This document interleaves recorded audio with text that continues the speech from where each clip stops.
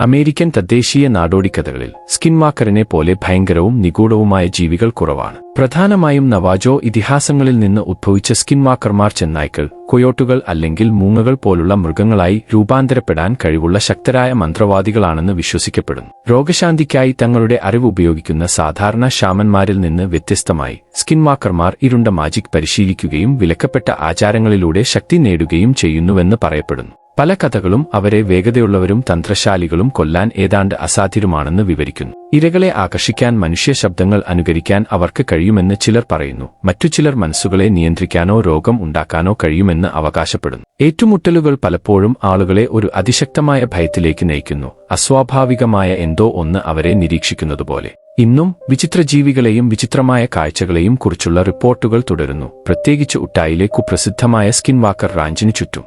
പുരാണമായാലും യാഥാർത്ഥ്യമായാലും സ്കിൻവാക്കറിന്റെ ഇതിഹാസം തദ്ദേശീയ അമേരിക്കൻ ഇതിഹാസത്തിലെ ഏറ്റവും ഭയാനകമായ രഹസ്യങ്ങളിൽ ഒന്നാണ്.